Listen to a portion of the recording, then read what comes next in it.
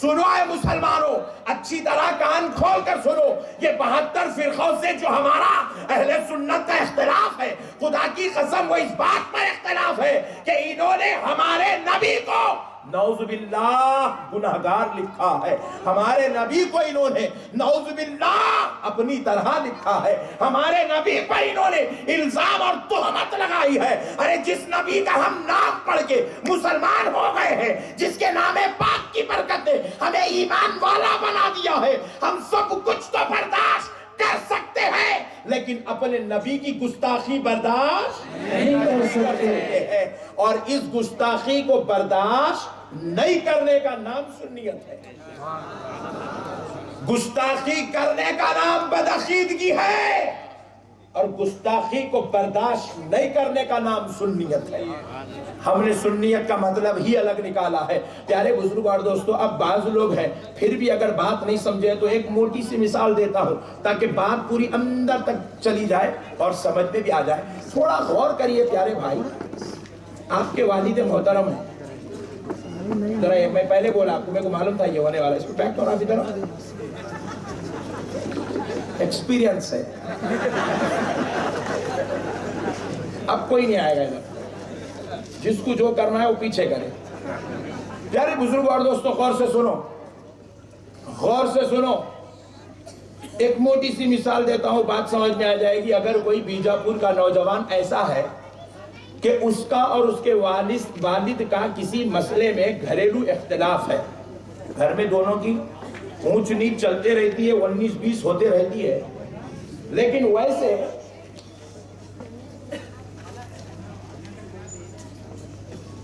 थोड़ी देर please Babu, please. नहीं, उन लोग समझ रहे हैं, अभी भी जलसा शुरू नहीं हुआ, समझ रहे हैं, टेंशन मत करो।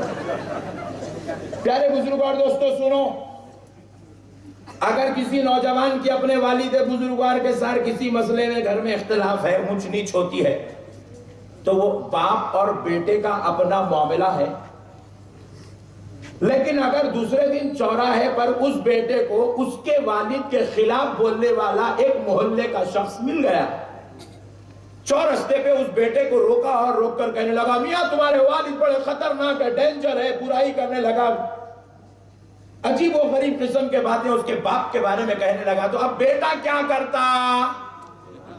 अब क्या सही बोले चाचा, तुम्हारे जैसे आदमी की जरूरत होगी, जरा गले तो लगो, ऐसा बोलता। जरा बोलो ना जी। अच्छा, बीजापुर में शरीफ बच्चे हैं, इसका मतलब।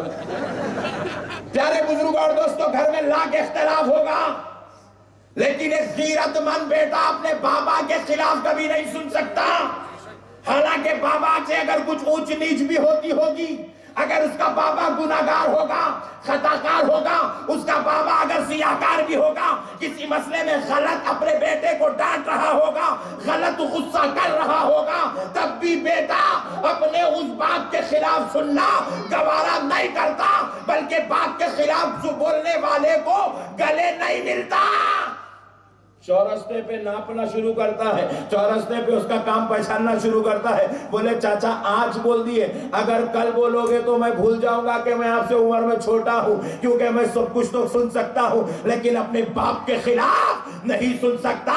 बेटे का अपने बाबा के खिलाफ ना सुनना और उससे इस तरह बात करना, ये इख्तिलाफ नहीं है, ये ज्यादती नहीं है, ये शरारत नहीं है, ये गैरतमंद औलाद होने की अलामत है, ये बाप का अजीज बेटा होने की अलामत है, ये फर्मा बरदार औलाद होने की अलामत है। सुनो दोस्तों, वो तो बाप गुनाहगार था, वो तो बाप खताकार था, वो तो बाप गलती पर था, तब भी गुनाहगार बेटा अपने गुनाहगार बाप के खिलाफ नहीं सुन सकता।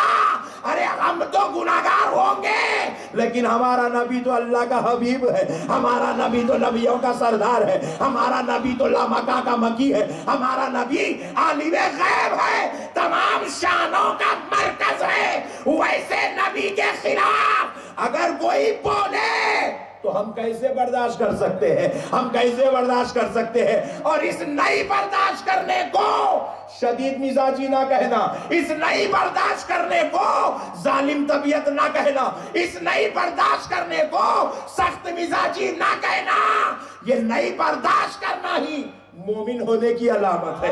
ये नहीं बर्दाश्त करने का नाम ही सुन्नियत रखा गया। नबी के खिलाफ कैसे बर्दाश्त करेंगे भाई?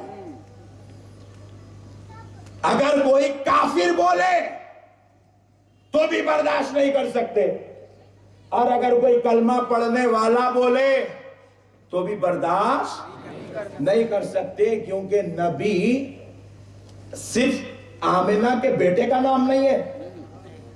नबी सिर्फ मक्के की मुकद्दस धरती पर इस्लाम लाने वाली जात का नाम नहीं है।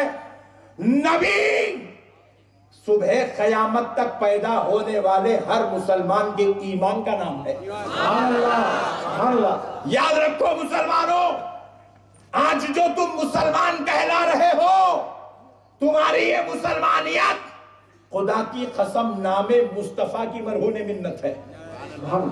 तुम्हें किसी ने ईमान वाला नहीं बनाया, तुम्हें किसी ने डिग्री देकर ईमान वाला नहीं कहा है, तुम्हें किसी यूनिवर्सिटी ने ईमान वाले होने की सर्टिफिकेट नहीं दी है। याद रखो ईमान वाला किसको कहते हैं? खुदा की कसम मेरे प्यारे बुजुर्ग और दोस्तों, आज ये मसला सुनकर जाओ कि ईमान वाले आप हो, ईमान वाले आप हो, आप मुसलमान हो। लेकिन आप मुसलमान कब बने?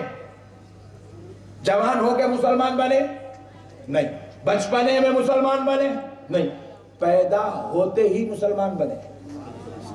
कब बने? पैदा होते ही। जरा जोर से बोलो, पैदा होते ही।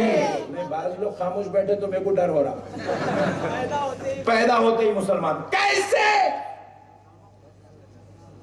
जब हम पैदा हुए थे, दादी माँ हमें अपने गोद में लेके चूम रही थी, पहले दी कि मेरे खानदान का जानशीन पैदा हुआ है, लख्ते जिगर नूरे नजर पैदा हुआ। और दादा हजरत 11 बजे के टाइम पे वजू कर गया है।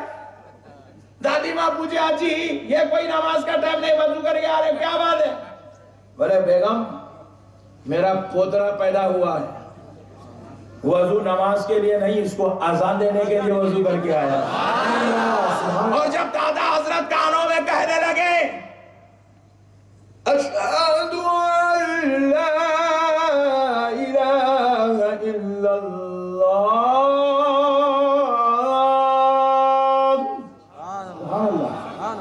अशहदु अन्ना मुहम्मदर रसूलुल्लाह,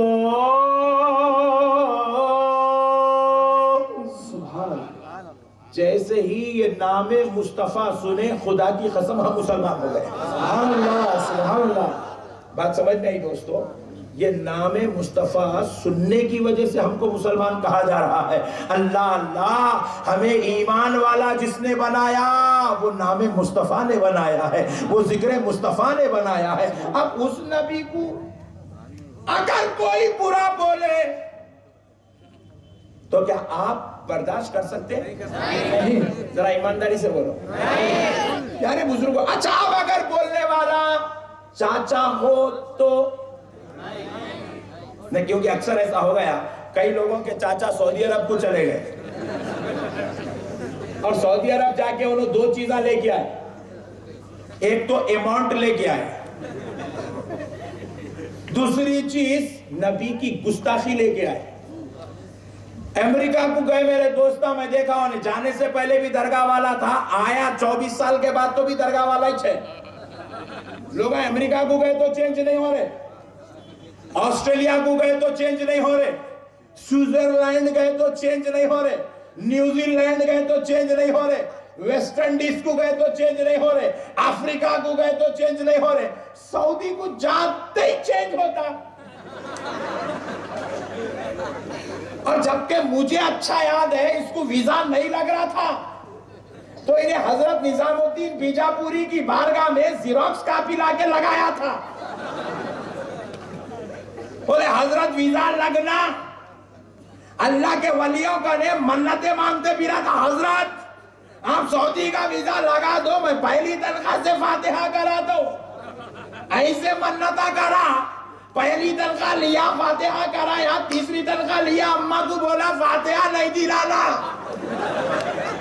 मैं बड़ा परेशान होगा, है सऊदी तेरे पानी में ऐसी क्या तासीर है, जो पीता है बदल जाता है। तो मुझे याद आया मेरे आका ने इरशाद फरमाया था कि मेरे नबी सल्लल्लाहु अलैहि वसल्लम एक मर्तबा दस्तरखान पर बैठे हुए हैं, एक यमनियों का काफिला आया, एक शामियों का काफिला आया, मुल्क यमन वाले हुजूर की बारगाह में आए, हुजूर ने उनको भी अपने साथ दस्तरखान पे बिठाया। शाम वाले आए, हुजूर ने उनको भी अपने साथ दस्तरखान पे बिठाया।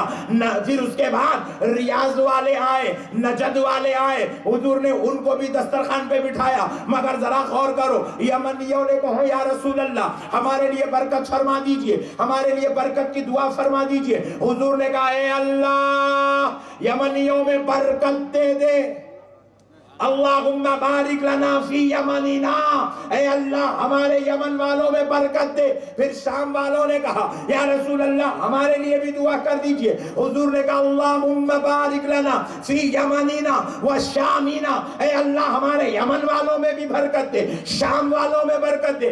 नजद वाले भी बोले या रसूल अल्लाह हमारे लिए दुआ कीजिए। हुजूर खामोश हो गए, हुजूर खामोश हो गए। बाद में सहाबा ने जब इस बात को काउंट किया कि यमन और शाम के लिए बरकत हुई, बरकत की दुआ हुई, लेकिन नजद वालों के लिए नहीं हुई। बात क्या है? हुजूर से किसी सहाबी ने जुर्रतमंदी करते हुए पूछा या रसूल अल्लाह आप पर मेरे माँ बाप कुर्बान। आका यमन और शाम वालों के लिए दुआएं बरकत तो हुई, लेकिन नजद वालों के लिए क्यों नहीं? तो नबी ने फरमाया सहाबियों नजद से एक टोला निकलेगा जो मेरी उम्मत को दोज़ख के दरवाजे पे खड़ा कर देगा, और ऐसे मनहूस टोले के लिए मैं बरकत की दुआ कैसे कर सकता हूं। आज वो टोला निकल गया। मैं समझ रहा हूं ऐसा, मैं समझ रहा हूं ऐसा हो सकता वो टोले का नाम अहले हदीस है कि क्या है कि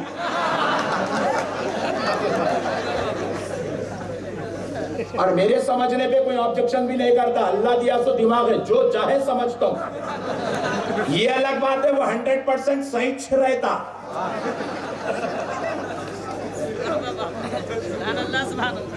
प्यारे बुजुर्गों और दोस्तों टोला निकलेगा, हुजूर ने कहा टोला निकलेगा जो मेरी उम्मत को दोज़ख के दरवाजे पर खड़ा कर देगा। और मैं देख रहा हूं वाकई ये टोला बहुत खतरनाक है। 1400 साल में कई ग्रुप बंदियां हुए मगर इतना खतरनाक टोला नहीं निकला। मैं बड़ा परेशान हुआ। मैं बोला मियां आखिर तुम लोग निकले कहीं को? बोले हम दीन बदलने निकले।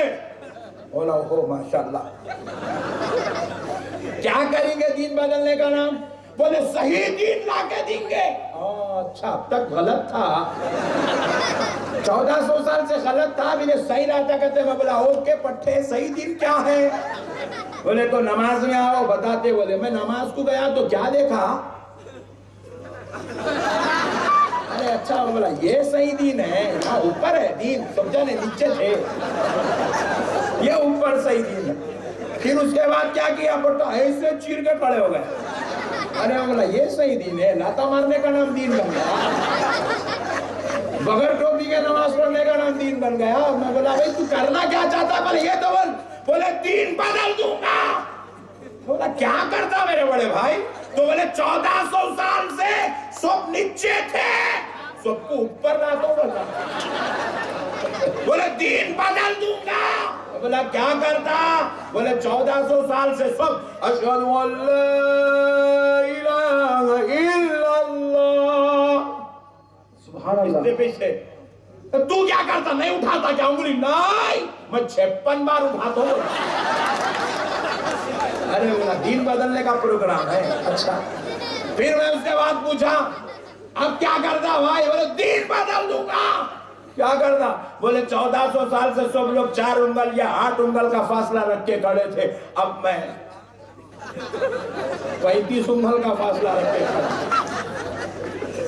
1400 साल से सब लोग 20 रकात नमाज तरावी पढ़ते हैं।